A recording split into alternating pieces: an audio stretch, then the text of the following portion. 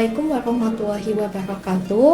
Mari kita panjatkan puji syukur atas karunia Allah karena kita dapat di sini untuk membahas seputar fun fact mengenai sistem imun yang kita hubungkan dengan kegiatan puasa selama 1 bulan atau 30 hari ini.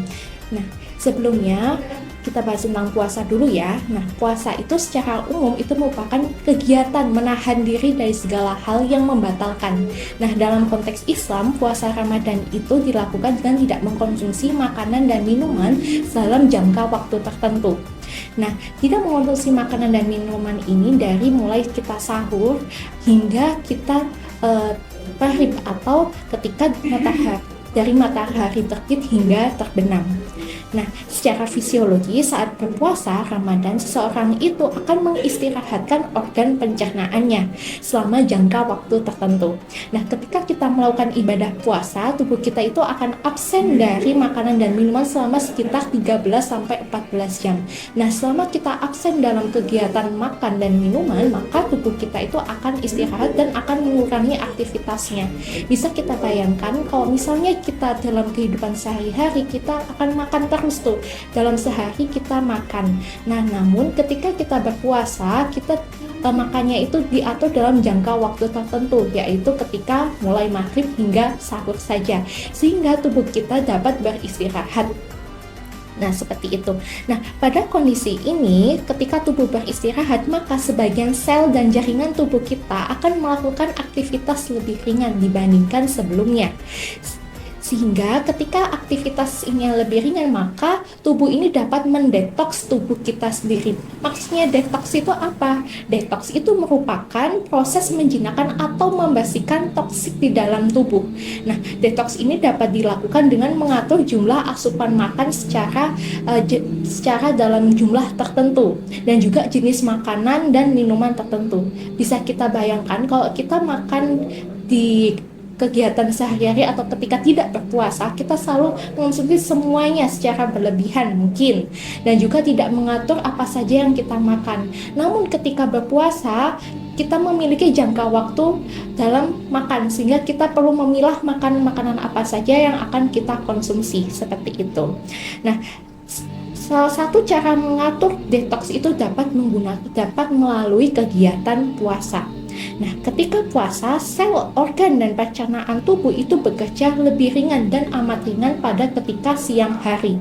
Nah, dalam kondisi ini, sel dan jaringan tubuh itu dapat melakukan metabolisme secara maksimal dibandingkan hari-hari sebelumnya ketika kita tidak berpuasa, dan membersihkannya dan juga mengeluarkan zat-zat yang tidak berguna atau toksik.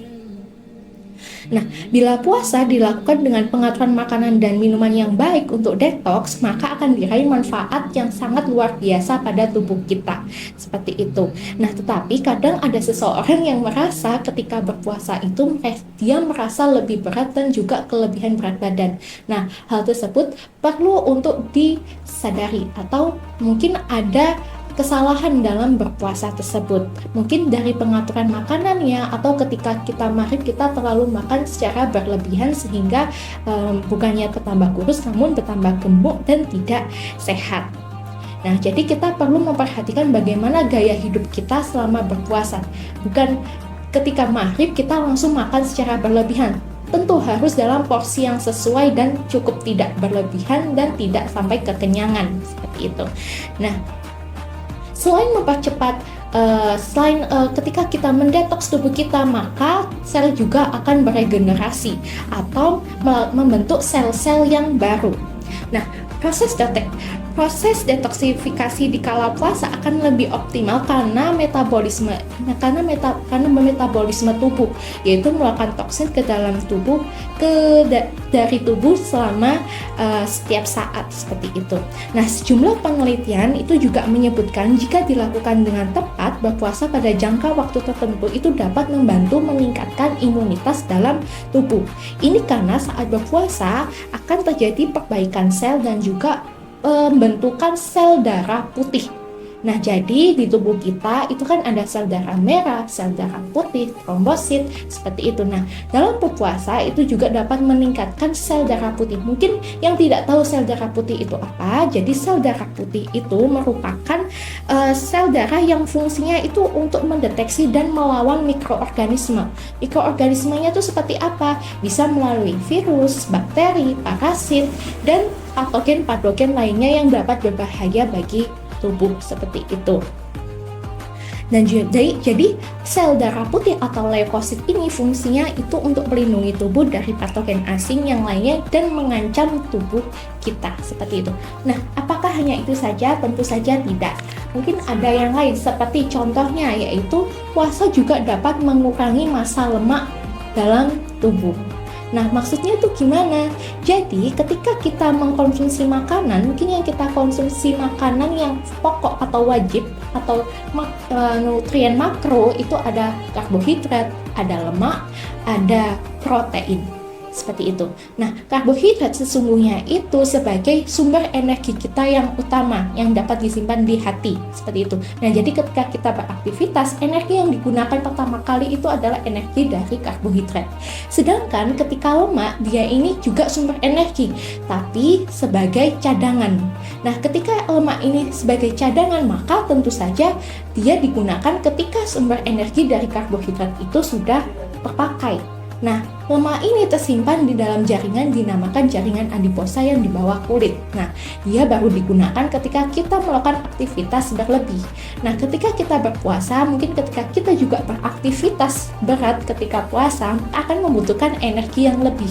Karena makanan yang kita konsumsi tentu jauh lebih sedikit. Sehingga tubuh membutuhkan energi yang lebih banyak. Namun, karbohidrat yang tersimpan itu mungkin cadangannya sudah habis, maka karbohidratnya sudah habis, maka kita dapat menggunakan lemak sebagai cadangan makanan, seperti itu.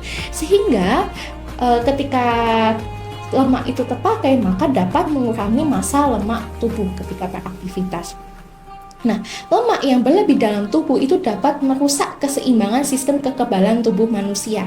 Pasalnya, lemak yang berlebih itu akan memicu produksi sel yang menyebabkan peradangan organ tubuh, sehingga memicu munculnya penyakit yang berbahaya. Contohnya seperti apa? Contohnya penyakit dalam pembuluh darah dan masalah kesehatan lainnya. Mungkin bisa kolesterol, bisa dan lain-lain seperti itu.